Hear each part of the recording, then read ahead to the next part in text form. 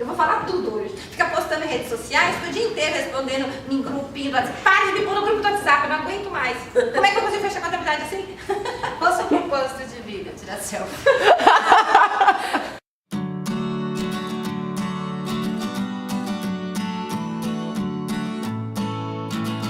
Oi, gente! Olá de novo! Nós estamos aqui ainda nesse espaço delicioso para a gente conversar, bater papo sobre assuntos que parecem chatos, mas não são bem nutritivos, né? A gente troca umas ideias bem interessantes sobre assuntos que parecem meio caroçudos, assim, no primeiro momento. É porque a gente vai fundar a igreja e falar na cara. Deu constrangimento, a gente vai falar sobre o assunto. E nós estamos com uma série de vídeos aí de assuntos que foram abordados pelos nossos seguidores, né? Pelas pessoas que estão compartilhando conosco as suas dores, que também são dores nossas do dia a dia, e aí nós trouxemos uma série de vídeos falando sobre isso. E o tema de hoje é por que a escrituração contábil atrasa? Onde está o X da questão? Onde está o problema? Por que tem empresas com muitos anos de atraso na escrituração contábil? E não venham me dizer que isso só acontece na Zona Sul de São Paulo, porque eu acho que acontece no país inteiro. Na verdade, eu tenho um primo contador que me contou que acontece isso no escritório dele. Eu não sei como é que isso funciona nos outros países do mundo, mas eu sei que aqui no Brasil, embora ter um profissional de contabilidade responsável pela empresa seja um critério legal, não é garantia da contabilidade estar em dia. Exatamente. Então, esse é o nosso tema de hoje e é sobre isso que nós vamos debater. Então, você que está em casa, fica tranquilo, você que não contou pra ninguém, que você via a gente fazendo os vídeos, viu todos esses influencers do mercado contábil brilhando no processo e você estava desesperado, falando, meu Deus, quando eles descobrirem que minha contabilidade está atrasada, fique calmo. Todo o seu problema acabou. Respira, respira. Na verdade, isso acontece, né? É bom deixar claro, gente, as empresas que são do lucro real não tem muito bem como atrasar, porque você é obrigado a entregar até para fazer a apuração. Ok, isso acontece em diversos locais, principalmente das empresas do Simples Nacional. Né? Que fique claro isso. E eu acho que isso tem que ser falado, né? Porque fica uma sensação. A gente antes, quando a gente não estava com o clube nem nada, a gente ia, né? A gente conversava sobre isso, né? A gente ia nos eventos e a gente falava assim, meu Deus, eles estão falando de contabilidade no dia tal. Acho que só eu tenho esse problema, ninguém está contando. Dá um desespero, não dá? E aí, aos poucos, a gente começa a fazer essas trocas, a conversar e a perceber que não, isso acontece. E aí, agora a questão é, Elaine, por que isso acontece? Foi quase novela das 9 agora. Bom, vários motivos. Eu acho que assim, o principal é a questão da cultura. Começa por aí. Cultura geral, você está falando? Ou o negócio da empresa de contabilidade? Sim. Porque isso que você está falando, por exemplo, a empresa do Simples tem contabilidade atrasada. E aí instituiu-se uma cultura de que isso é normal, né? O próprio departamento, o pessoal do departamento, geralmente não tem uma cobrança muito efetiva em relação a isso. Então, este é um ponto. Vou até mais além, tá? Tem profissional de contabilidade, às vezes chega no escritório, a contabilidade atrasada, você vai pedir, ele fala que não faz, não vai fazer, tem raiva de quem faz.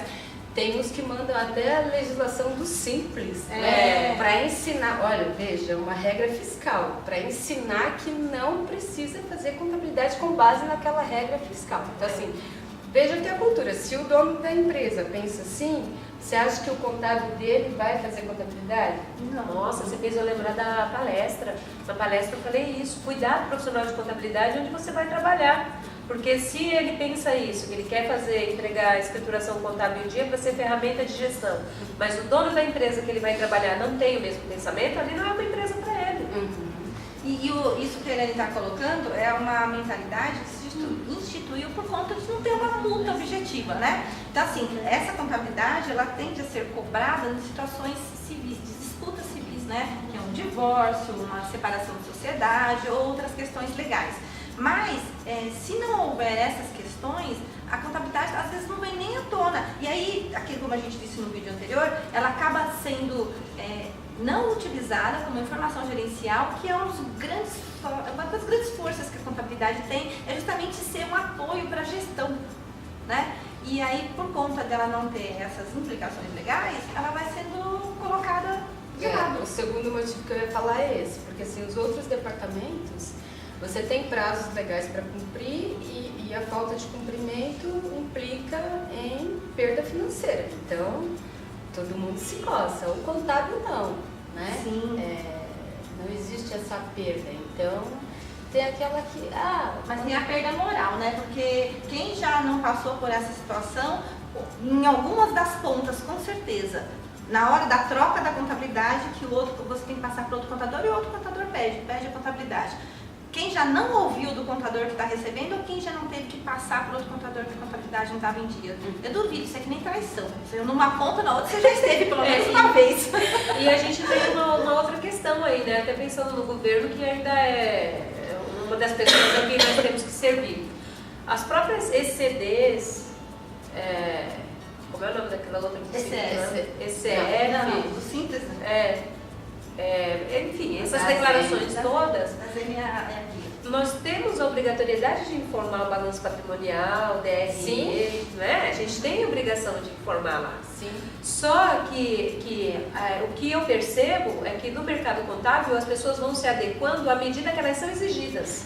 Gente, olha, não vou Elas não são proativas. Eu, quando assumi o escritório do meu sogro, eu lembro que eu ia nos cursos, eu acho que até contei isso pra Elane, né? Eu lembro que você vai nos cursos, hoje em dia eu acho que se fala mais em contabilidade para Simples Nacional e tal. Mas quando eu comecei, eu queria aprender contabilidade, eu tinha que aprender. Aí eu ia até os cursos, eles ensinavam a fazer contabilidade para SA, modelo de contabilidade, gente.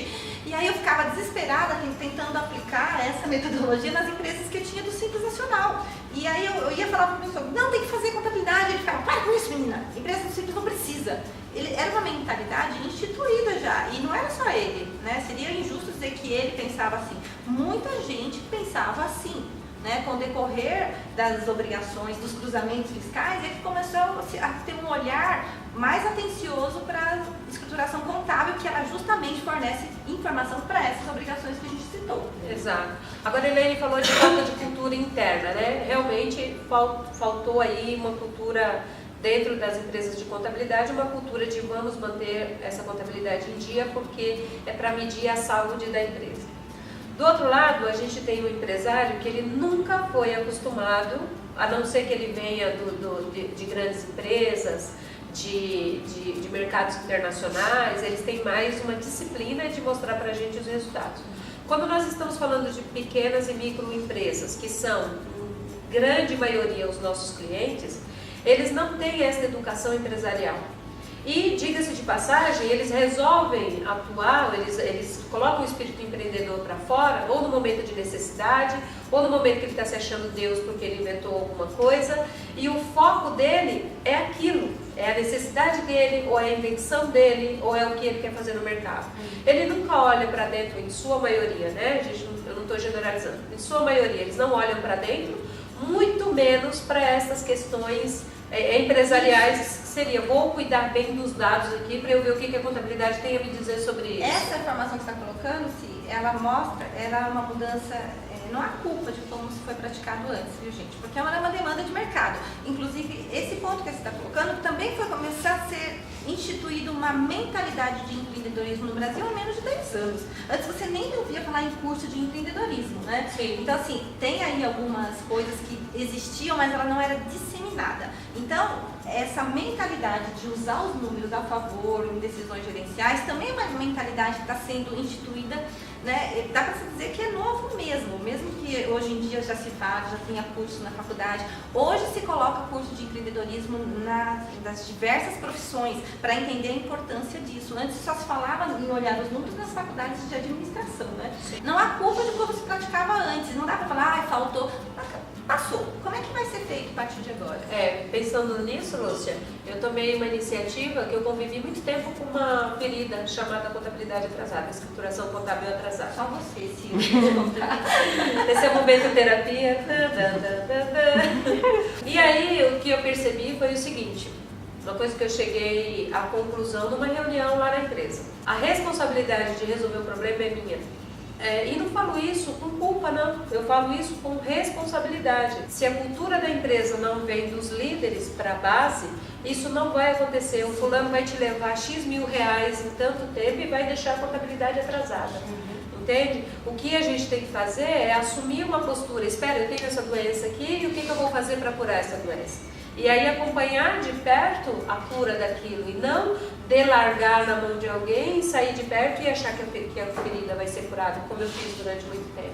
O legal, gente, é que hoje tem um movimento muito forte no mercado, então você tem colegas, apoio, entidade, ferramentas, né? Se você tiver com essa disposição, você tem hoje como chegar realmente a uma prática, né? Igual você não é do dia para a noite, ou da noite para o dia, tanto faz, né? Mas você colocar na prática de ter a entrega da contabilidade em dia. Isso é possível e é real. Primeiro precisava entender as partes. Então, primeiro eu entendi. Eu assumi a responsabilidade. Por que eu não olhei isso de perto há tanto tempo?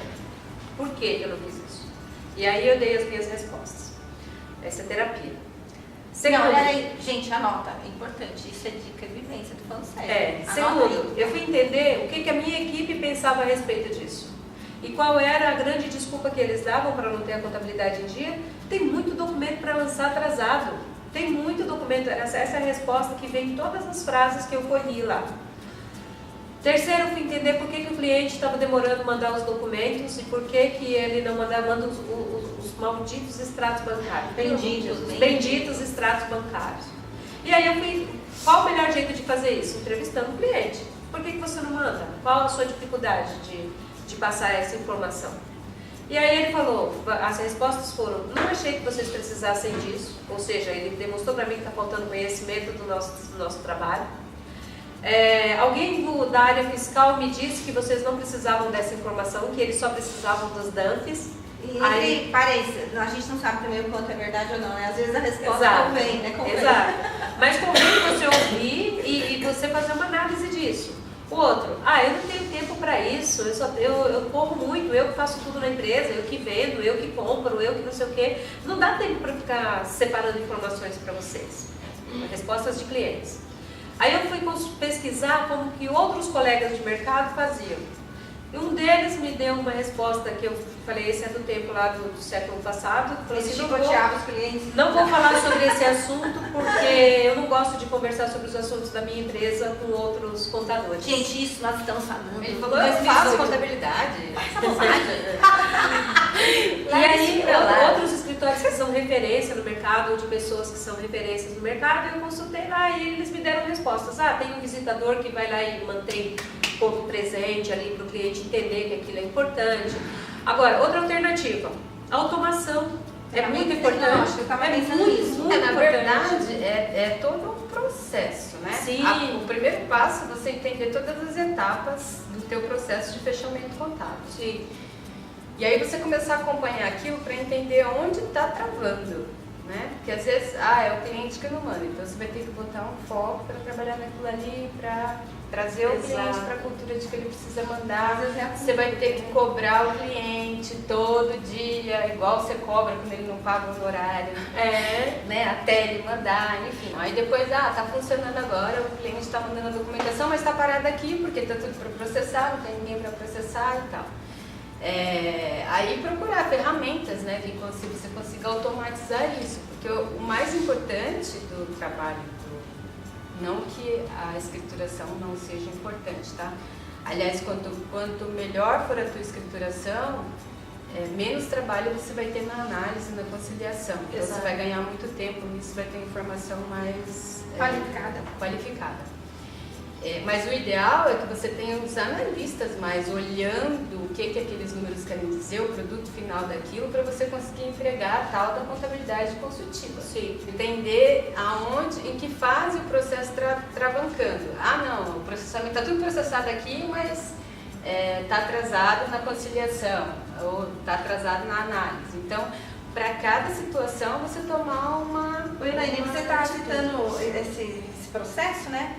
Eu me lembrei de um ponto que também acontece, né? Às vezes você pode até concluir esse processo de fechamento de balanço e parar aí. E aí essa informação acaba não sendo validada, se foi feito o processo corretamente, e a própria entrega para o cliente em si.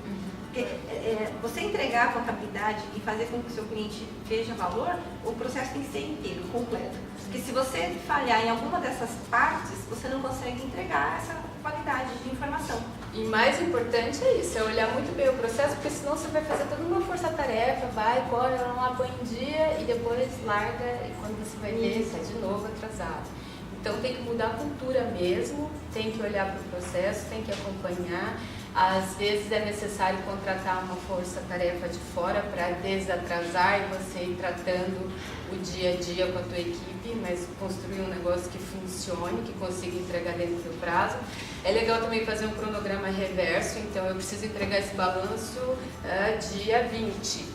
Quais são os outros prazos que eu preciso desenvolver as outras tarefas para que isso esteja pronto no dia 20? Excelente ideia. Então é uma engenharia mesmo Para deixar a cultura a ponto de quando você entrar um cliente novo, você não deixa cair nessa situação de atraso.